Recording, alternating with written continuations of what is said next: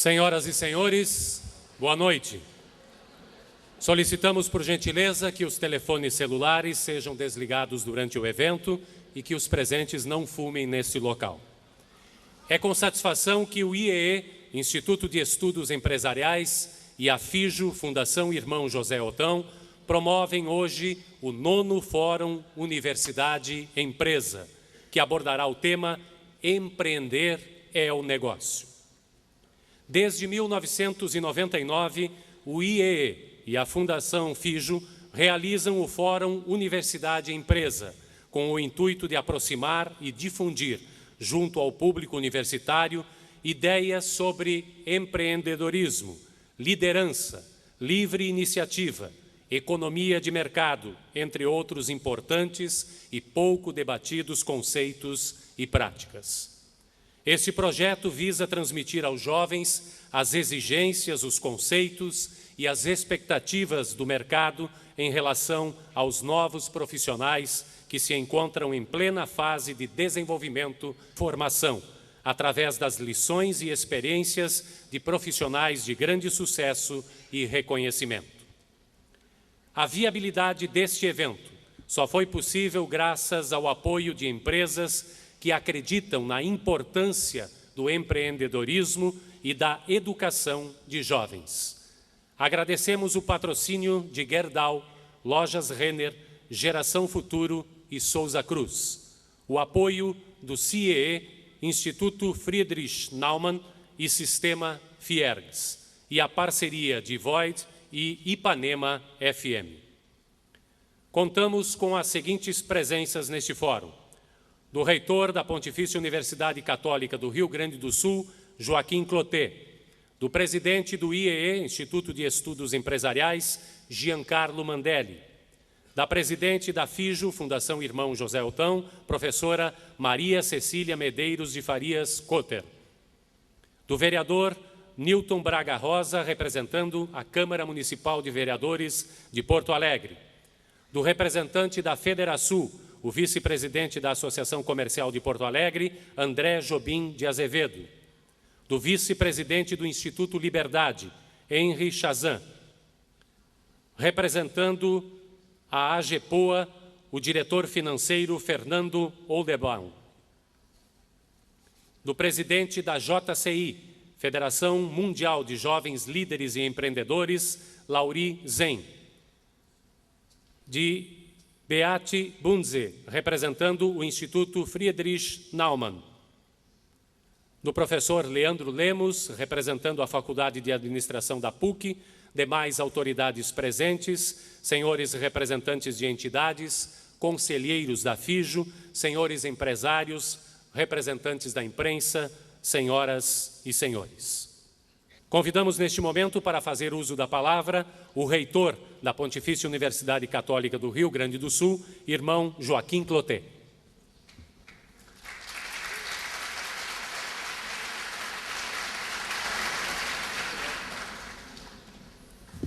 Uma boa noite a todos.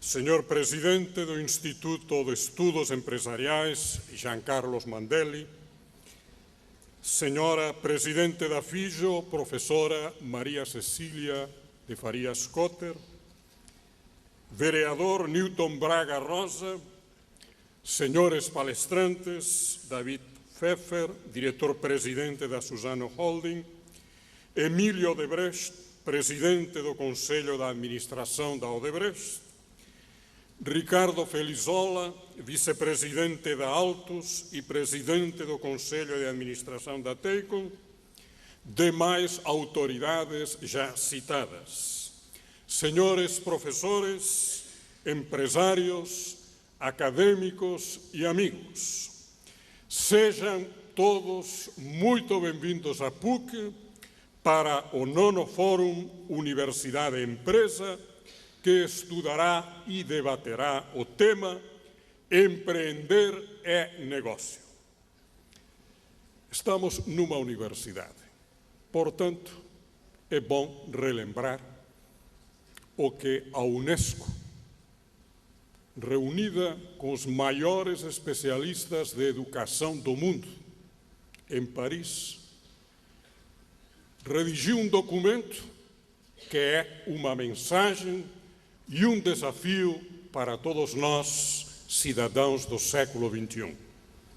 No preâmbulo deste documento, a Unesco afirma: a educação superior e a pesquisa atuam como componentes essenciais do desenvolvimento cultural e socioeconômico de indivíduos, comunidades e nações.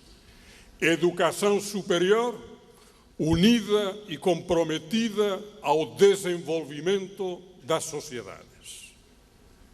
E continua: a educação superior deve contribuir para o desenvolvimento sustentável e o melhoramento da sociedade como um todo. E para isso, a educação deve oferecer assessorias para ajudar a sociedade no seu desenvolvimento cultural, social e econômico. Todos sabemos, todos temos uma imagem do que pode ser a universidade. A imagem antiga de um prédio fechado, de uma biblioteca, mas hoje a universidade é diferente. A universidade deve ser considerada de uma forma ampla, grande, como uma entidade vinculada ao seu entorno e, portanto, com uma série de compromissos sociais. As duas visões, a antiga e a moderna, são verdadeiras.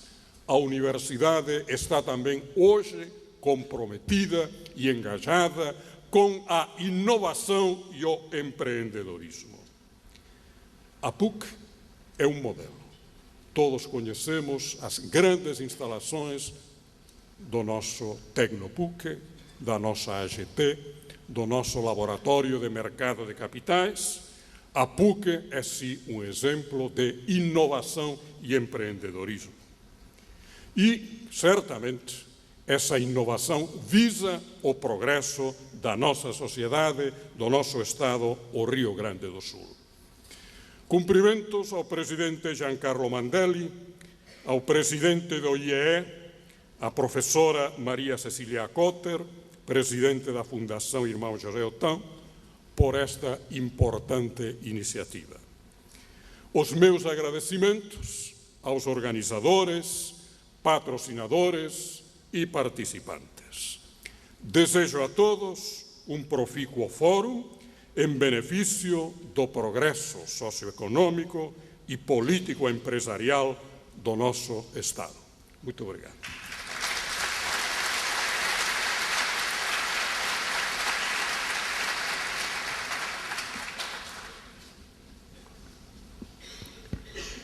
Convidamos para fazer uso da palavra a presidente da FIJO, professora Maria Cecília Cotter. Ao saudar o nosso reitor, Dr. Joaquim Clotet, reitor da Pontifícia Universidade Católica do Rio Grande do Sul, ao senhor João Carlos Mandelli, presidente do IEE, queremos saudar aos nossos convidados, a todas as autoridades já citadas, e, em especial, aos acadêmicos que estão aqui conosco nesta noite tão importante para todos nós. Agradecer é uma coisa muito importante e nós queremos deixar isso registrado aqui de uma forma especial pela presença dos senhores. Aprender é uma atividade permanente do ser humano. Ela é vida, ela não cessa. Precisamos aprender cada vez mais. O homem aprende com seus pares. Nessa relação de ensino-aprendizagem, há 9 anos, em parceria com o IEE e o apoio irrestrito da PUC, a FIJO vem realizando o Fórum Universidade Empresa. Nesses 9 anos, muitos de vocês, com certeza, já participaram de outro evento como este, no qual líderes do presente falam a líderes do futuro. Este ano, escolhemos o tema Empreender é o Negócio. Essa assertiva compreende o início, o meio E a causa última que todos vocês, jovens acadêmicos, estão buscando quando se propõem a frequentar a universidade na busca de formação profissional. Empreender, na sonoridade dessa palavra, pela repetição da letra E, forma-se um ditongo, que, ao pronunciá-lo, damos um sentido de movimento ao nosso aparelho fonador. Empreender. Segundo o dicionário Aurélio, empreender tem o sentido de ativo, de arrojado, de cometedor. A pergunta de vocês poderia ser: sou um empreendedor? Eu diria que a resposta está com vocês mesmos, porque a potencialidade para empreender, vocês todos têm. Potencialidades que representam o conjunto de habilidades e possibilidades adormecidas que precisamos ativar e desenvolver em nós mesmos. É importante que nos demos conta disso. Empreender tem uma ligação forte com a criatividade, que por sua vez, vai se ampliando com o auxílio do conhecimento. Vocês, acadêmicos, estão aqui para se desenvolver e crescer como pessoas e como futuros profissionais. Hoje, são inúmeras as possibilidades que se agregam a esse processo de aprendizagem, que vocês estão desenvolvendo na universidade. São cursos de extensão, são palestras, são estágios e fóruns como este. Esta noite, os empresários Emílio Odebrecht, Ricardo Felizola e Davi Pfeffer, nossos convidados, com experiência e com sucesso, apresentarão para vocês a vivência empreendedora da qual seus negócios mostram os resultados. A FIJO, que leva o nome de um grande empreendedor e estimulador desta universidade, o irmão José Otão, sente-se honrada em trabalhar com esses jovens empreendedores e empresários que compõem o IEE e por estar possibilitando esta oportunidade objetiva de exemplos de sucesso que vocês acompanharão esta noite. O tema Empreender é o Negócio representa a luz inicial que se abre para orientar o caminho do futuro que vocês estão trilhando e buscando. Saber usá-lo com princípios, normas que lhe deem, além do resultado como profissional, a garantia do exercício honrado da cidadania, é uma tarefa da vida de vocês. A FIJO deseja que esta noite lhes traga aquele despertar para o empreendedorismo como um excelente elan de futuro. Agradeço a todos vocês, acadêmicos, a oportunidade de, junto com a PUC e o IEE, poder participar do processo de crescimento de vocês.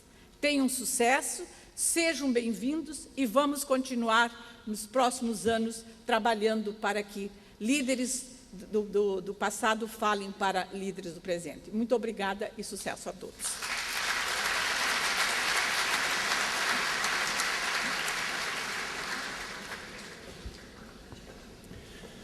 Convidamos para fazer uso da palavra neste momento o presidente do IEE, Giancarlo Mandelli. Magnífico reitor da Pontifícia Universidade Católica do Rio Grande do Sul, irmão Joaquim Clotet, e ao cumprimentá-lo, cumprimento também todas as autoridades presentes. Prezada presidente da Fundação Irmão José Otão, professora Maria Cecília Kotler, co-realizadora deste 9º Fórum Universidade Empresa.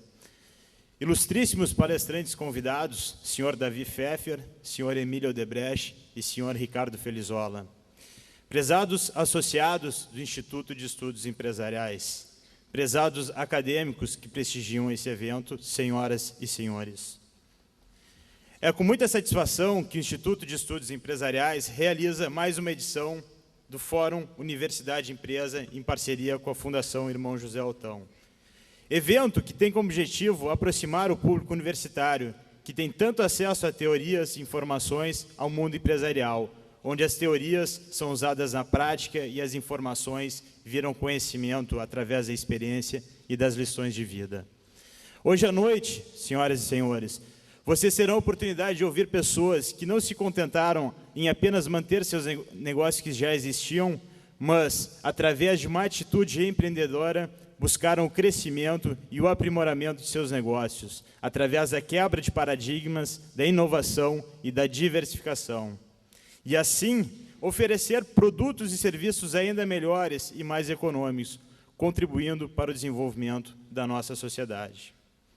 E como pessoas com atitude empreendedora são importantes para uma nação. Ainda no século XIX, Joseph Schumpeter defendia que renovação tecnológica, crédito para novos investimentos e empresários inovadores são os 3 pilares do desenvolvimento econômico. No estágio atual de integração que a economia mundial vive atualmente, o sucesso de uma nação depende da qualidade do capital humano que conseguimos formar e desenvolver. Basicamente, acredito eu, uma nação necessita de 3 tipos de capital humano. Profissionais, pessoas especialistas em suas funções, que servem como a base da produção. Gestores, pessoas com conhecimento gerencial, que conseguem organizar os profissionais para aumentarem sua produtividade e, por consequência, maximizar a geração de riqueza do trabalho das pessoas. E um terceiro tipo, os empreendedores, pessoas que enxergam oportunidade onde a maioria não enxerga e, através de inovações e de novas formas de produção, conseguem desenvolver produtos e serviços e, assim, construir negócios que geram a necessidade de empregar gestores e profissionais. Este último, acredito que é o que mais efetivamente contribui como agente de mudança da sociedade. A definição de empreendedorismo de Jean-Baptiste Say diz que empreendedor é aquele que transfere recursos econômicos de um setor de mais baixa produtividade para um setor de produtividade mais elevada e de maior rendimento. No nosso Brasil, a complexidade legal, a pouco eficiente estrutura governamental, a voracidade fiscal e a pífia infraestrutura são barreiras que dificultam ainda mais a criação de novos empreendimentos. Como é difícil uma pessoa encarar a burocracia, uma carga tributária de 40% e, enfim, tentar fazer negócios. Mas o que faz, pergunto eu, ainda assim uma pessoa arrisque em montar seu próprio negócio? Todos nós, seres humanos, agimos em nosso inconsciente, sempre buscando evoluir para uma situação de maior conforto, de maior satisfação. Para o empreendedor, atingir um estado de maior satisfação é possível alcançando o lucro, através da criação de novos produtos e serviços, através da satisfação de ver o mercado aceitando as nossas ideias, a ponto de consumir as nossas criações. Satisfação acentuada ainda mais pelo lucro, que é o verdadeiro reconhecimento do trabalho. Como diria meu pai, poucas coisas igualam o prazer de transformar ideias em sonhos em produtos disponíveis ao mercado. A quantidade e a qualidade de empreendedores de uma nação acaba sendo determinante para a criação de novos negócios, empregos e geração de riquezas. Quanta riqueza deixaria de existir no mundo se, por exemplo, Bill Gates não tivesse inventado o Windows e a Microsoft, ou se o Steve Jobs não tivesse criado a Apple e o iPod, ou se o Michael Dell não tivesse desenvolvido um jeito novo de montar computadores. E hoje, o que seria do nosso Estado se os empreendedores que criaram empresas como a Ipiranga, a Braskem, a Randon, a Expresso Mercúrio, a Stemac ou a Unifértil não tivessem tido a coragem e a determinação de criar essas empresas? Com certeza, milhares de pessoas não teriam empregos, milhões de reais de tributos não seriam arrecadados e todos os consumidores não teriam acesso aos produtos que essas empresas oferecem. E o mundo está mudando numa velocidade nunca antes vista. A rapidez da evolução tecnológica que presenciamos atualmente é impressionante. Hoje, convivemos com naturalidade com tecnologias que há 10 anos atrás sequer existiam. Este novo cenário amedronta muitas empresas já estabelecidas, mas também é uma grande oportunidade para todos que querem empreender. Isso reforça o nosso papel de individualmente estarmos preparados para esse novo estágio da integração global. E o conhecimento é a principal forma de acesso, e nada melhor que poder ouvir as experiências e debater com as pessoas tão especiais como os convidados de hoje. Agradeço a presença de todos vocês que buscam esse evento, e especialmente ao Grupo Gerdau, as lojas Renner, a Geração Futuro, a Souza Cruz, que patrocinam esse evento a todos nós. Também agradeço o apoio da Fiergues, do CIEE, do Instituto Friedrich Naumann, pelo importante apoio, e também a Ipanema Efendi e a Void pela divulgação deste evento. Também agradeço, de uma forma muito especial, a Universidade, a Pontifícia Universidade Católica, que abre mais uma vez a porta ao IEE e à FIJ para realizar esse evento. Também agradeço a nossa equipe, liderada pelo Vicente Perrone e pela Ana Elise Dornelli, bem como a Marília Leonardi, Natália Gonzaga e Caroline Brentano.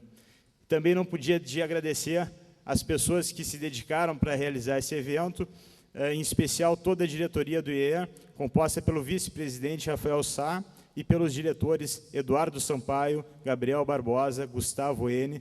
e Luiz Leonardo Fração, que muito se dedicaram para o sucesso desse evento. Acredito que hoje a noite agregará muito para cada um de vocês presentes. Muito obrigado pela presença.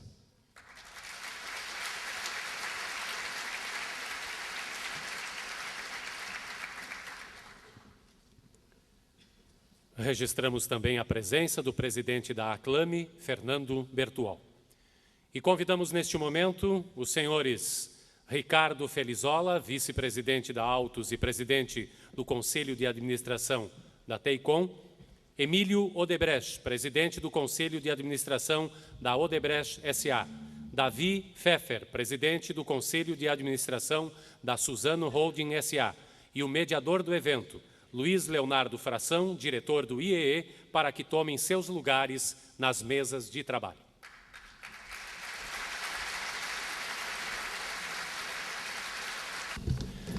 Nós passamos a palavra ao mediador do evento, senhor Luiz Leonardo Fração, para a condução dos trabalhos. Boa noite a todos. Bem-vindos à 9ª edição do Fórum Universidade Empresa, que este ano trará o tema Empreender é o Negócio.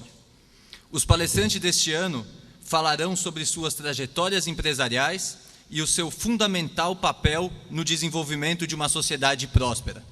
Afinal de contas, o empreendedor é quem mais se arrisca, e os frutos de seu trabalho e de sua coragem são colhidos, não só por eles, mas por toda a sociedade.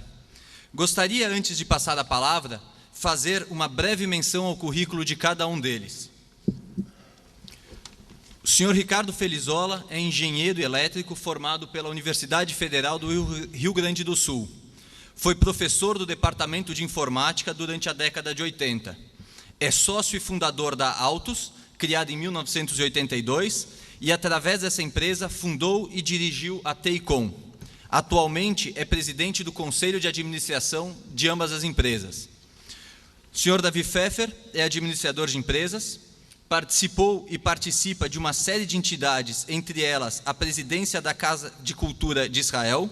Atualmente é o diretor-presidente da Suzano Holding, presidente do Conselho de Administração da Suzano Petroquímica e da Suzano Celulose e Papel, e ainda diretor vice-presidente da Vocal Comércio de Veículos. Dr. Emílio Odebrecht é engenheiro civil pela Universidade Politécnica da Bahia, iniciou sua carreira como estagiário na construtora Norberto Odebrecht, onde passou por vários postos, até que em 1991 assumiu a presidência executiva da empresa. Foi também presidente do Conselho de Administração da Braskem e atualmente ocupa o cargo de presidente do Conselho da construtora. Sem mais delongas, passo a palavra ao primeiro palestrante, Ricardo Felizola. Obrigado. Boa noite a todos. É um prazer estar aqui. Me parabenizo com o IEE, com os organizadores, saúdo as autoridades que já foram citadas. E eu vou aproveitar, segundo me consta, tem 40 minutos, né, coordenador? 30, 40, eu vou trazer aqui para vocês uma proposta de uma reflexão sobre o tema inovação e empreendedorismo. Eu peço o auxílio, eu vou pedindo para passar para a próxima lâmina já. E a ideia é colocar uma proposta, falou-se muito aqui de contar a trajetória profissional, falar de fatos que aconteceram comigo.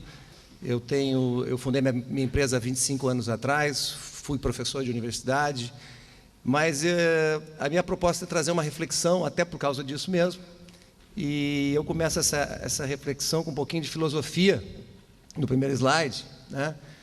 Onde eu chamo a atenção do fato de que, e para abordar empreendedorismo e inovação, eu preciso dessa filosofia, o fato do processo que o ser humano hoje atravessa, que nos permite estar aqui hoje, muitos de nós, até estávamos falando de tecnologia aí fora, e como ela está hoje salvando vidas e os fenômenos que a gente cada vez mais se surpreende com essa área tecnológica, né?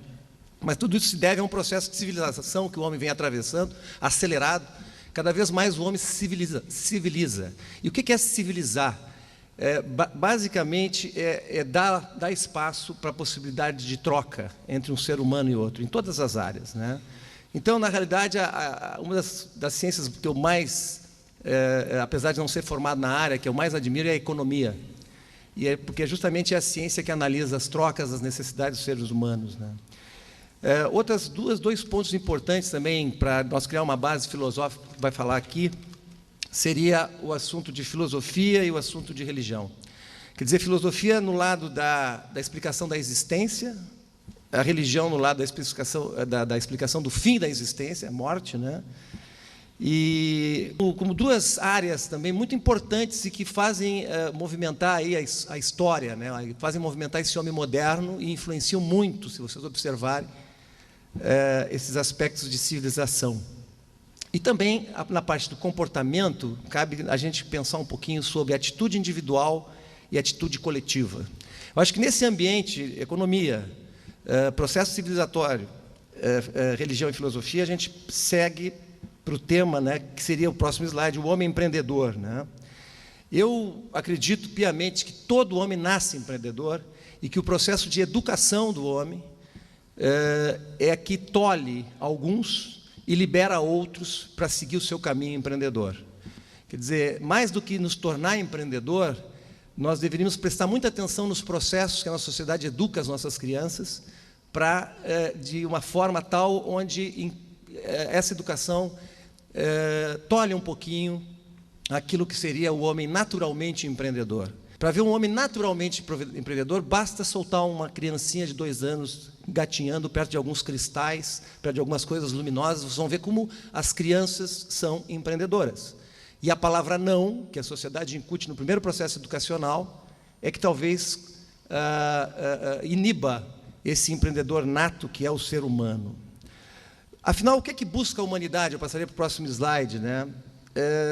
A humanidade, nesse processo civilizatório, nessa evolução que se dá em velocidade cada vez maior, ela busca, dependendo da postura filosófica de cada um, dependendo da história de cada nação, dependendo do resultado das experiências e dos conflitos que se tem nessa história, no fundo ela busca resultados para as expectativas humanas. Todos nós, independente do que façamos, estamos buscando resultados. Para o quê? Para as nossas expectativas, eventualmente para as nossas necessidades. Muito bem, na próxima lâmina, a gente observa que esses resultados e o mundo de hoje, que se acelera por causa das mudanças, né, surge o tema da inovação, que eu quero ligar com o tema de empreendedorismo, e inovação sempre existiu na humanidade. O homem sempre inovou. E acho que o termo inovação se utilizou muito na história, foi substituído na história pelo termo invenção. Ocorre que, no mundo da internet, justamente essa capacidade de criação, que a gente poderia dar o nome de invenção, ela, por uma ferramenta absolutamente fantástica que é essa internet, ela passa a ocorrer numa velocidade estonteante. Você passa a ter a criação de novos processos, novos produtos e novas formas de fazer as coisas, sendo apresentada e informada em todo o globo terrestre, de uma forma absolutamente espetacular. Então, as invenções que, de forma que se separavam na história por algumas décadas, às vezes alguns séculos, elas passam a ocorrer, e aí se cria o ambiente da inovação, por questões da tecnologia que existe hoje no mundo. E isso é um ambiente absolutamente novo, e isso é um ambiente absolutamente recente, e por toda uma vida, e, por exemplo, a minha vida como engenheiro eletrônico, eu, há 25 anos atrás, eu tenho completa noção profissional do que aconteceu nessa área de eletrônica, e é simplesmente formidável o que aconteceu. E o empreendedor, como fica nisso aí tudo? Num mundo destes, onde então o conhecimento está completamente disponível, não basta ele estar disponível, não basta a informação ser abundante, ela tem que ser processada e as oportunidades têm que ser avaliadas e seres humanos têm que investir nessas oportunidades, criando novas riquezas. Porque justamente esse poço, esse furacão de novas atividades e de disponibilidade de informação através da internet, ele propicia novas riquezas, propicia novas formas de fazer, novos elementos, novos produtos, novos processos, né? Eu passaria para o comportamento do empreendedor na nova lâmina, né? Faria uma reflexão entre o aspecto do ser humano conhecer, que é muito importante, e o aspecto do ser humano ter esse conhecimento associado a um sentimento, associado a uma atitude, né? Associado a uma ação, né? E isso é o que diferencia, quer dizer, se a gente observa o tolimento que eu falei no início da palestra aqui, da criança, muitas vezes tem a ver com aquele tipo de educação que visa suprimir ações que, teoricamente, de acordo com o paradigma educacional, são erradas, ou que podem não dar certo. Na medida que eu educo as crianças com esse tipo de paradigma, eu suprimo ações. A criança passa a deixar de ser agente. Na próxima lâmina, eu falo de que o empreendedor, na realidade, é um agente, né? E ele é o agente perfeito. Já era no passado, na época das invenções, mas eu diria que naquela época, a velocidade com que uma invenção ou que uma nova proposta de produto ou serviço chegava para o atendimento das necessidades e os objetivos das pessoas com uma determinada velocidade mais lenta, e geralmente pela mão de empreendedores, hoje, mais ainda, precisa a sociedade de empreendedores para que isso se acelere mais ainda e que a humanidade tenha realmente a produção de riqueza suficiente para que, numa utopia, então, todos possam ficar ricos, que é uma coisa que é utópica, mas é uma realidade fantástica no momento da potencialidade de riqueza que se tem hoje no mundo moderno. O empreendedor, ele geralmente luta em função daquilo que se chamaria sucesso. Eu passo para a próxima lâmina, e eu sempre gosto de falar sobre os fatores de sucesso, que são atitude, ambição, autoestima, conhecimento, comunicação, ter uma meta e muito trabalho. Esses são 7 fatores, isso dá uma palestra inteira, poderia falar, mas seguramente são esses elementos que estão sempre compondo, e são aqueles elementos que a gente tem que procurar desenvolver nos seres humanos para ter mais atitude empreendedora. Um tema que eu também coloco muito, e a gente tem que analisar quando faz reflexão sobre inovação, momento que se vive no mundo, empreendedorismo, é o tema cultural, né? O tema cultural, ele à medida que, principalmente no passado, as regiões eram mais isoladas, desenvolveram-se no mundo várias culturas, sempre driveadas digamos, direcionadas ou produzidas pelos locais, né, localmente. E com muito orgulho se fala das nossas culturas locais, principalmente nós gaúchos aqui no Rio Grande do Sul temos bastante isso, né? A nossa cultura é muito forte localmente, né? No entanto, a gente observa que no mundo global, atitudes como a atitude de empreender, de ter sucesso, eventualmente enriquecer, são atitudes que devem ser prestigiadas. E nós temos que tomar muito cuidado com aqueles fatores filosóficos e religiosos que, às vezes, desprestigiam o fato de que a gente tem que estimular a nossa comunidade, a nossa região, a ser uma comunidade e uma região rica. Então, a cultura de aceitar esse sucesso, a cultura de buscar isso na educação, é muito importante para os povos e diferencia no mundo globalizado hoje muitos daqueles resultados que são as expectativas dos seres humanos que eu mostrei numa lâmina anterior.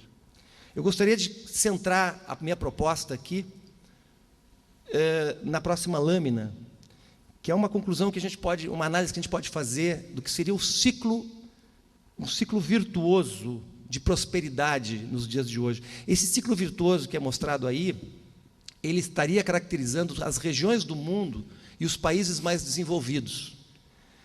Na realidade, a prosperidade pode ser conectada com uma capacidade de competição dessas regiões, portanto, com a competitividade, que, por sua vez, no mundo de hoje, no mundo novo, tem a inovação como uma base fundamental. Então, da inovação, quanto mais eu inovo, mais competitivo eu sou, mais próspera é a minha região. Observem que o ciclo se completa no investimento da região próspera em educação, que, por sua vez, alimenta o que seriam os ativos do ambiente que essa região dispõe, que é um ambiente para a inovação, um ambiente perfeito. Esses ativos são vários, daria outra palestra, mas, fundamentalmente, é capital humano, capacidade de fazer pesquisa e desenvolvimento, marcos legais que estimulem a competitividade do ambiente e outros ativos financeiros, enfim, capacidade de financiar e poder-se citar mais. Mas observem que esse ciclo não se completa se nós não tivermos a atitude empreendedora, se não tivermos o empreendedorismo. Não bastam os ativos, capital humano, P&D, marcos legais, sem a atitude empreendedora em busca da inovação. Então, não ocorre a inovação, na minha opinião, esse ciclo não ocorre se você não tiver quantidades equivalentes, né, de investimento em educação e de atitude empreendedora na sociedade daquela região, naquela cultura. Se você falhar num desses pontos, você não vai ter esse ciclo se completando da forma que deve. Observem o gráfico a seguir, que é um gráfico que fala em competitividade global, índices de competitividade global, né, vis-à-vis o que seria chamada prontidão conectada às oportunidades. Esse índice de prontidão significa o seguinte: o quanto certas regiões estão prontas para responder à situação nova que eu desenhei aí, mostrando, falando da internet, falando da globalização e das oportunidades que surgem numa velocidade muito grande. Há 3 grupos de países hoje, ou de regiões. As regiões driveadas ou movimentadas, ou que vivem de fatores locais, riquezas naturais, por exemplo, que teriam um baixo nível de competitividade. Outras regiões que estão mais focadas em fatores de possibilidade de produção, ou seja, fábricas, facilidades, incentivos à mão de obra, incentivos que estão no meio desse ciclo, ou seja, não são de elevada competitividade, não têm um índice de competitividade muito grande, e aquelas que são, sim, as mais competitivas, as nações e regiões mais competitivas, onde o que elas têm de diferencial são ambientes absolutamente bem conduzidos de inovação, ou seja, são aquelas nações que completam especificamente aquele ciclo. Nessas nações, seguramente vocês vão ter altíssimos índices de educação e altíssimos índices de atitude empreendedora. Seguindo adiante, podemos analisar o que é inovação. Um conceito simples. Inovação reside sempre num produto ou um processo gerado a partir de uma nova visão de um agente inovador. Observem que a palavra agente eu já usei aqui para definir empreendedor. Certo? Sempre que há inovação, você tem um instinto de empreendedorismo já embutido, mesmo que seja uma inovação eminentemente técnica. Já há uma curiosidade, já há uma experiência, já há uma criação de algo novo. Tá?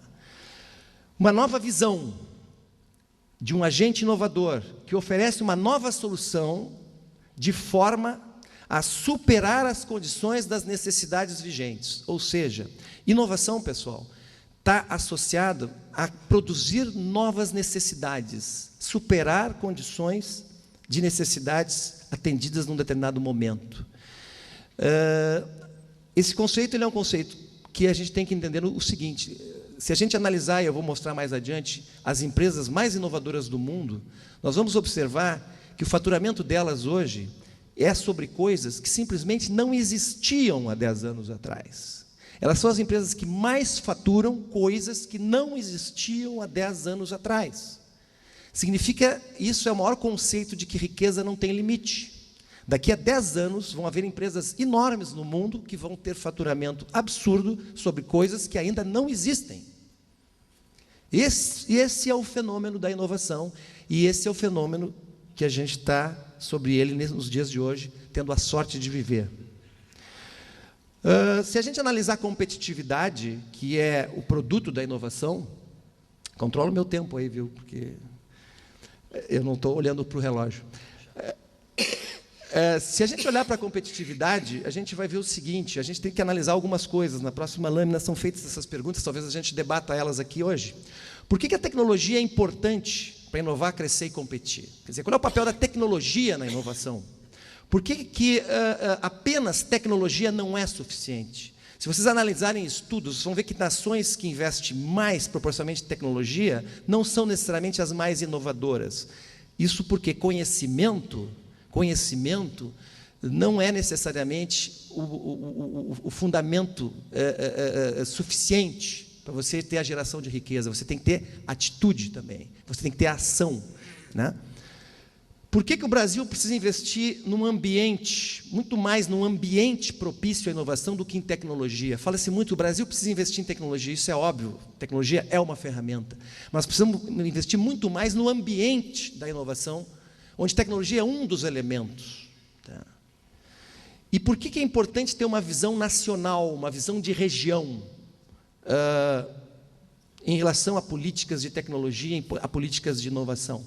Porque justamente as regiões, os clusters de inovação, a interação entre os sujeitos daquele ambiente que eu construo é muito importante. Então, uma política, quando eu falo aqui nacional, não seria nacional do nacionalismo, mas uma política regional, né, que faça com que todos trabalhem em conjunto naquela região, aproveitando a globalização, mas criando cadeias de trocas locais. Por que isso é tão importante? A inovação no Brasil, e eu passo para a próxima lâmina, ela não é fácil de se implantar, porque não é fácil de criar ambiente de inovação no Brasil. O Brasil tem outros problemas que a sua história explica por que ocorrem, e basicamente é de uma juventude teimosa, filosófica, muitas vezes, né? Essa juventude teimosa faz a gente perder tempo com muita coisa nesse país, né? E nós temos, então, eu não gosto de falar mal de governo, acho que não é questão porque o governo somos nós mesmos, nosso governo somos nós, mas nós temos dificuldade para nos organizar em termos, digamos assim, de administrar esse imenso país, com uma federação de estados absolutamente centralizada.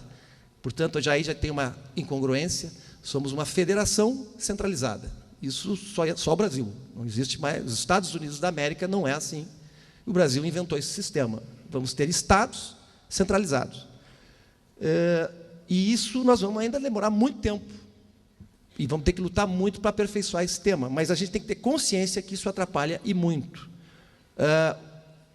Ser um jogador no mundo moderno da inovação. Em relação, então, à inovação no Brasil, a gente observa que ela corre célere nas empresas. As nossas empresas são globais, as nossas empresas elas não podem resolver o problema do país, elas têm que resolver o problema dela.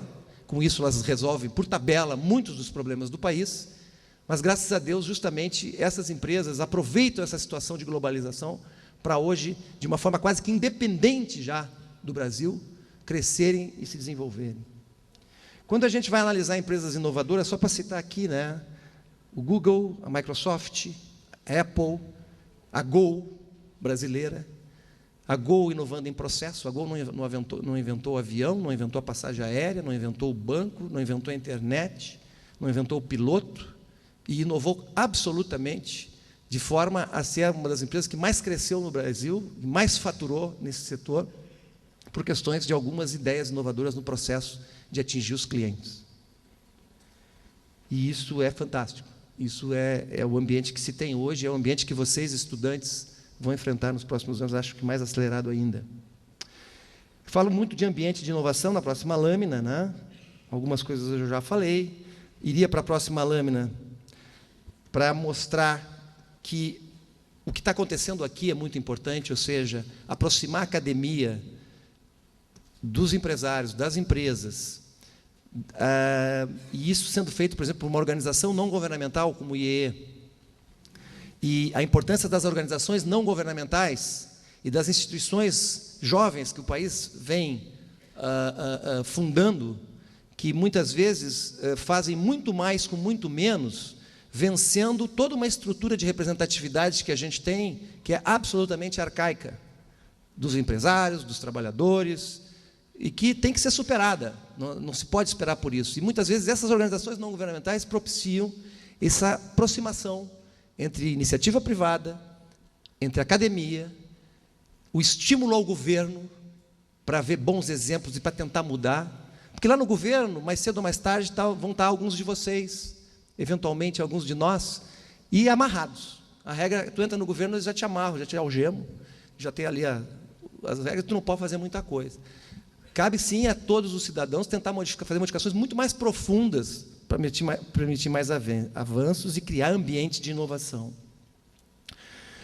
A relação entre empreendedor e inovação, que eu analiso na próxima lâmina, né, ela já foi demonstrada, eu já falei isso para vocês, quer dizer, eu acredito naquele ciclo virtuoso de que o empreendedor está vinculado ao ambiente inovador e que a academia, no momento que ela gera conhecimento e gera tecnologia, ela tem que cuidar da mesma forma de gerar empreendedores e de estimular a atitude empreendedora dentro das academias para se ter lá fora os resultados da inovação. Por outro lado, se a gente analisar assim, lâmina por lâmina, dentro do que eu já falei, as empresas, cada vez mais as empresas têm papel preponderante no ambiente inovador. Cabe um meia-culpa, muitas vezes, para os empresários. Observem que todo esse fenômeno de um novo ambiente se criou relativamente há pouco tempo. São 20, 15, 10 anos, talvez 25 anos. Elementos, alguns conceitos filosóficos não se alteraram, mas a sensibilidade do empresário, que tem que mudar, que tem que ser mais ágil em seus negócios, e que ele é um agente, ele tem o papel da expectativa da sociedade de ser ele o empreendedor, é muito importante. E a atitude do empresário de se aproximar mais do conhecimento, se aproximar mais da pesquisa, se aproximar mais das universidades, participar mais até da discussão filosófica e da discussão de temas fundamentais de melhoria de ambiente, isso é muito importante. O nosso querido Jorge Gerdau sempre fala que tudo que ele faz é porque ele não acredita em boas empresas num ambiente ruim, por muito tempo. Então, ele precisa investir muito fora da empresa dele, para melhorar o ambiente onde a empresa dele nasceu e, para, com isso, tratar de um fator importante das empresas que a gente trata, que é da perpetuidade dos nossos negócios, das nossas empresas. Então, isso faz sentido, né? E a empresa e o empresário têm um papel importante. E observem, pessoal, é muito difícil existir empresa sem empresário. Esse conceito o Brasil tentou desenvolver no passado. Empresas sem empresários.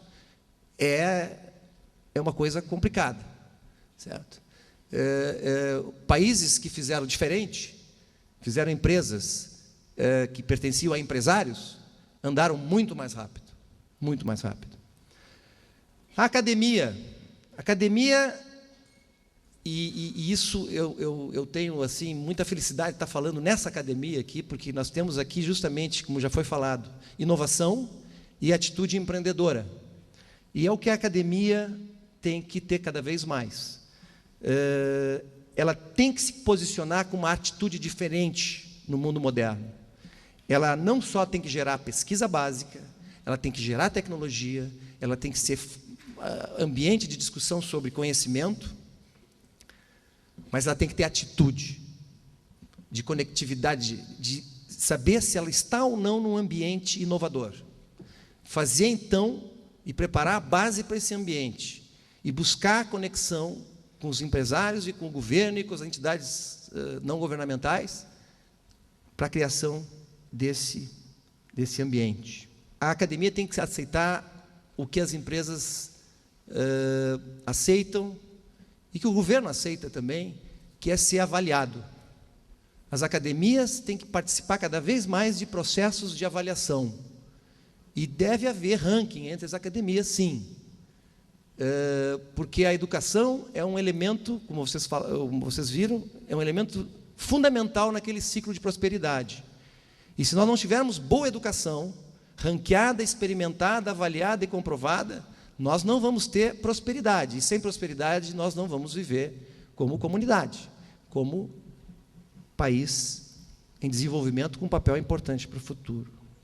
Entidades não governamentais, como o IEE, como a Junior Achievement, que hoje se preocupa com a educação empreendedora na base da educação.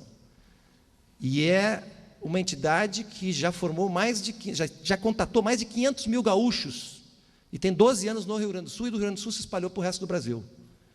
Entidades como o Movimento Brasil Competitivo, que lá em Brasília hoje procura conectar ou orientar o nosso governo no ambiente, nesse novo ambiente que se cria. Tá? Entidades como o PGQP do Rio Grande do Sul, que há 15 anos traz o instrumento da gestão pela qualidade, instrumento de gestão básico, que hoje, para bem nosso, é reconhecido como instrumento, não só por empresas, como também por órgãos públicos e até por governos de Estado. E aí eu chego no governo, na penúltima lâmina, que é... Qual é o papel do governo, afinal? Se fala muito em governo. Na minha opinião, o papel do governo cada vez mais vai ficar mais claro para todos nós. E seguramente ele é um papel de oportunizar sem interferir. Isso lá nos fins dos tempos. Oportunizar sem interferir. Agora, nós temos que mudar a cultura justamente de quem está no governo hoje em dia. Né? Que entra no governo e entra para um processo que a gente observa muitas vezes que está longe de qualquer tipo de conceito de modernidade. Por outro lado, se o governo quisesse se focar apenas numa atividade fundamental, que se focasse então e procurasse se aperfeiçoar no processo de educação. Por exemplo, no estado do Rio Grande do Sul, a educação pública, seja por escolas estaduais, seja por escolas municipais, a educação, estou falando de educação básica, ela é pública para 70% das nossas crianças. E a educação hoje pública do nosso estado é absolutamente sofrível. E seguramente eu não posso não querer contar com 70% da nossa população daqui a 20 anos para estar num ambiente que a gente está sonhando como sendo um ambiente de inovação e de prosperidade. Para terminar, eu coloco para vocês o que seriam as bases para um futuro econômico de qualquer região, de qualquer ambiente. Pode-se afirmar que o futuro de uma nação ou de uma região depende diretamente de como ela vai tratar seu ambiente econômico, de forma a incentivar empreendedores e, ao mesmo tempo, a capacitação competitiva das empresas via o estímulo, sim, ao empreendedorismo.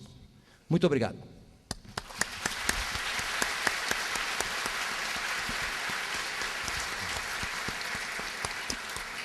Ricardo, muito obrigado. E eu queria manifestar minha solidariedade no seu desejo de que cada vez mais empreendedores e pessoas de bem entrem para a política, que eu acredito que seja a única forma que a gente tenha de consertar esse país. Obrigado. Gostaria agora de passar a palavra ao Davi Pfeffer, por favor. Eu queria dar boa noite para todos vocês, dizer da alegria de estar aqui, principalmente junto com dois amigos antigos, o Ricardo e o Emílio, e dizer da alegria de estar aqui podendo falar para vocês que segunda-feira à noite deve estar cheio de coisa melhor para fazer e se dispuseram a vir aqui para se desenvolver, o que é já um ato muito louvável e muito importante. Garante que o começo do empreendedorismo, a atitude está sendo tomada. Eu queria começar dizendo do IEE. Fazem talvez 2 anos, 1 ano e meio que eu conheci o IEE, e eu vim fazer uma palestra aqui no Rio Grande do Sul e vim assim sem esperar nada. Eu não conhecia o IEE e não esperava nada demais dele. E eu queria dizer para vocês que eu fiquei extremamente impressionado, positivamente impressionado com o Instituto, pelo fato de ter encontrado pessoas muito atentas, muito preparadas, muito jovens e que conheciam bastante bem o tema que a gente conversou naquela noite, fizeram perguntas extremamente pertinentes, e eu saí de lá assim com uma sensação, falei, puxa vida, como é que eu não inventei isso no começo? Como é que o Jorge Gerdau teve essa ideia e foi um dos grandes apoiadores, e saí com uma boa inveja daqui. E depois minha inveja aumentou quando eu vi que o Salim Matar ajudou a fazer o IEE lá no estado de Minas Gerais. E aí eu achei que eu tinha que empreender também, junto com um grupo de amigos, a gente ajudou a levar o IEE para São Paulo. Eu acho que o IEE é uma das ferramentas mais importantes para a formação de jovens líderes que tem no país. Eu acho que o Emílio vai sair daqui entusiasmado para levar o IEE lá para a Bahia. E eu acho que vocês do IEE estão de parabéns pela maneira como vocês silenciosamente trabalham construindo a formação de líderes. E aqui nós estamos falando de empreender um negócio, ao mesmo tempo nós estamos falando de que a formação de líderes é um negócio, porque sem líderes não se pode empreender. E eu até pretendia fazer uma palestra um pouquinho diferente. Eu vou falar um pouco menos e me coloco à disposição para responder mais perguntas. Talvez eu não vou falar da minha história pessoal, eu podia aqui contar muito da minha história, como que eu comecei, apesar de ter um negócio de família. Aos 14 anos eu comecei o meu primeiro negócio sozinho, vendi um imóvel e tomei um cano, então foi muito bom, porque eu aprendi a vender, aprendi a conhecer o crédito. Mas eu não vou falar da minha história pessoal. Eu podia contar a história da minha família, que eu acho que vocês já conhecem, deve ser a família parecida com de muitos imigrantes que estão aqui entre nós, família de gente que veio de fora, chegou aqui no Brasil sem nada, tendo que construir alguma coisa porque não tinha alternativa. E esse é o Brasil. O Brasil foi construído por muitos imigrantes que se dedicaram a vida inteira a fazer alguma coisa, e fizeram muito pelo Brasil. O Brasil é um país hoje que já, se a gente olha assim e fala, puxa, mas falta muito, realmente falta muito. Mas se a gente olhar para trás, a gente já construiu muito nesse país. Então, eu acho que a gente tem que ter orgulho daquilo que foi feito e merece essa lembrança para que a gente possa andar para frente. No caso da minha família, nós começamos no negócio de papel e celulose e tivemos a sorte de estar desenvolvendo a companhia num momento que o negócio estava muito difícil. Tivemos a sorte de estar desenvolvendo a companhia durante o momento da Segunda Guerra Mundial, em que não se conseguia matéria-prima, em que não se conseguia importar com facilidade produtos para o Brasil. E então nós fomos obrigados a inovar, nós fomos obrigados a desenvolver alternativas diferentes para sobreviver, porque se não fizéssemos isso, nós iríamos morrer, como muitas empresas morrem no começo da história.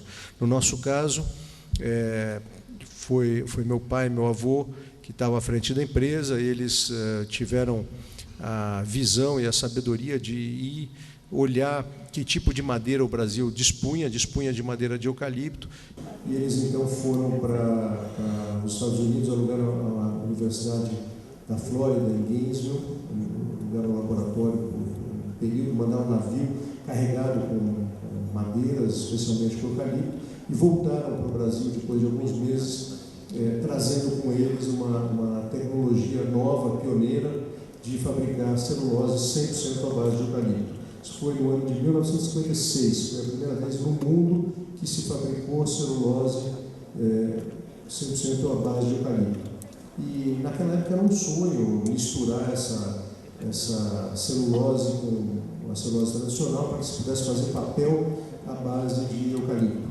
E 5 anos depois, você falou em 10 anos, os patrocínios das empresas não existiam.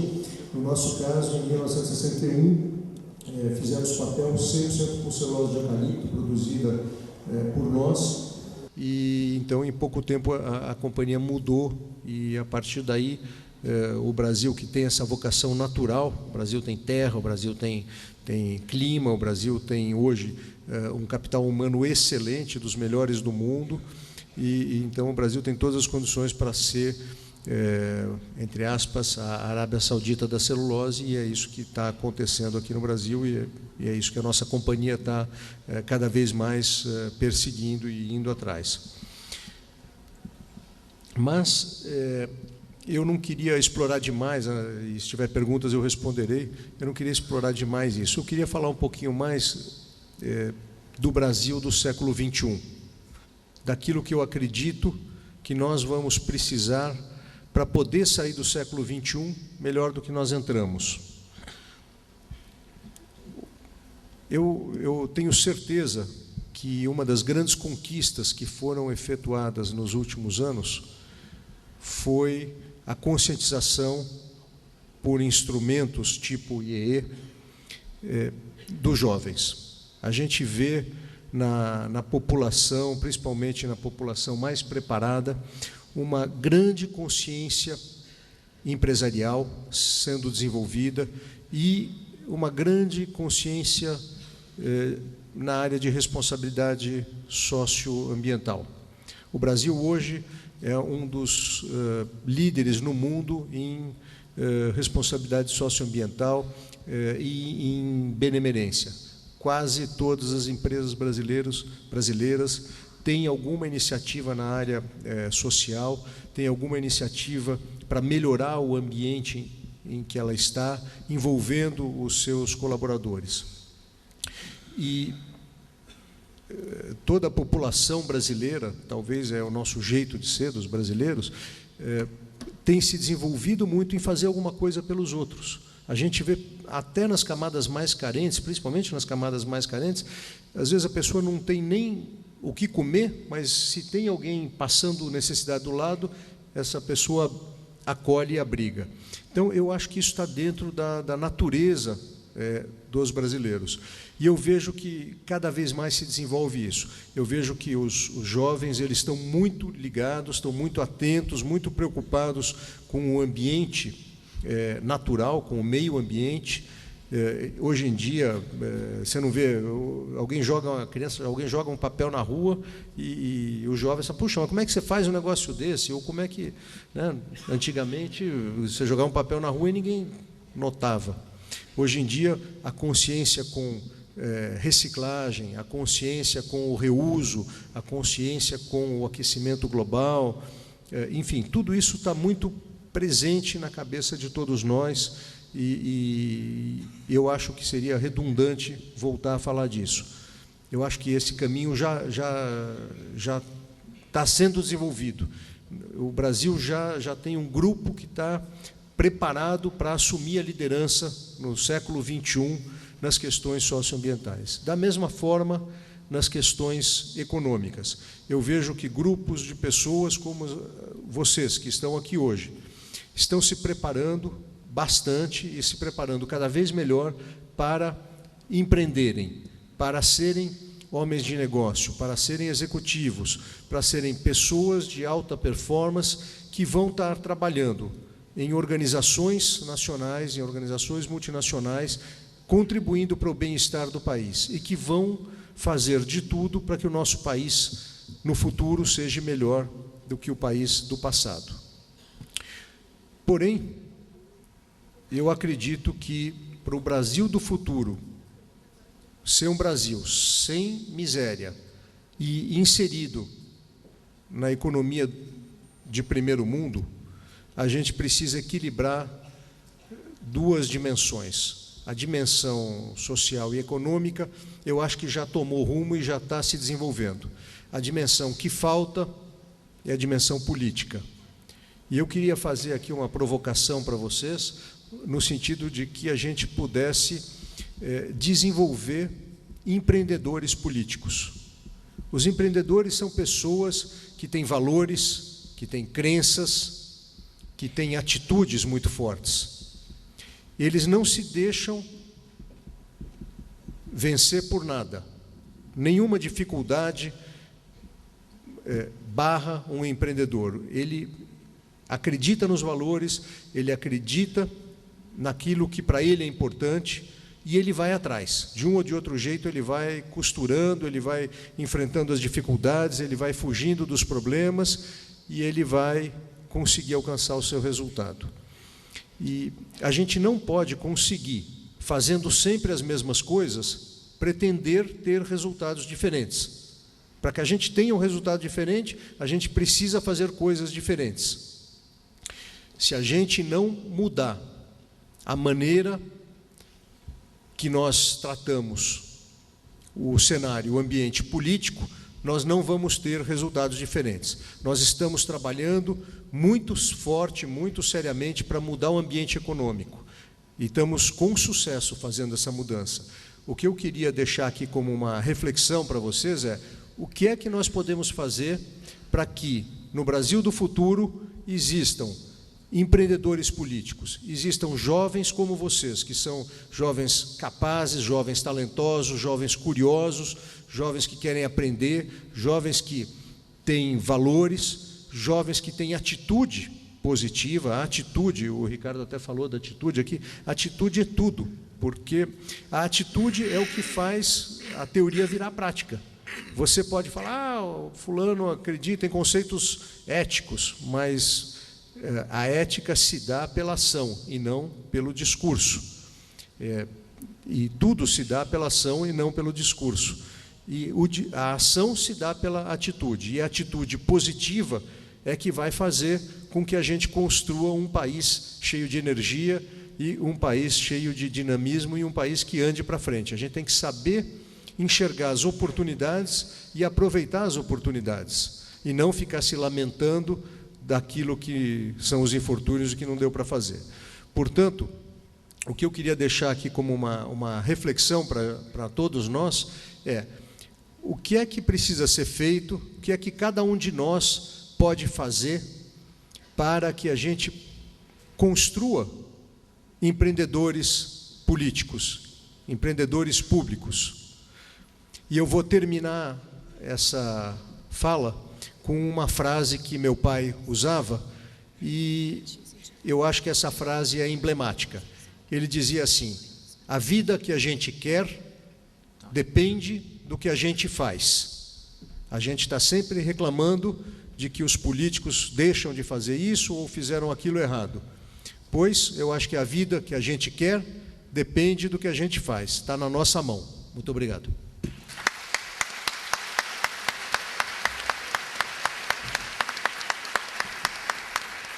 Muito obrigado, Davi. Para aqueles que não conhecem o assunto, a inovação que o Davi colocou aqui a respeito da celulose, que o pai dele e o avô dele fez, vingou em mudar a história da celulose no mundo. O diferencial competitivo descoberto pelos dois fez com que o Brasil tivesse um diferencial competitivo que está fazendo com que todas as empresas de celuloses no mundo estejam concentrando suas produções aqui no Brasil. O setor agradece a propaganda. Bom, vamos passar agora a palavra ao doutor... Posso falar dali? Por favor, ao doutor Emílio Odebrecht. Só lembrando que nós estamos passando para recolher as perguntas, que após a palestra, a exposição do doutor Emílio, nós iremos iniciar o debate. Muito obrigado. Puder acender a luz. Tá.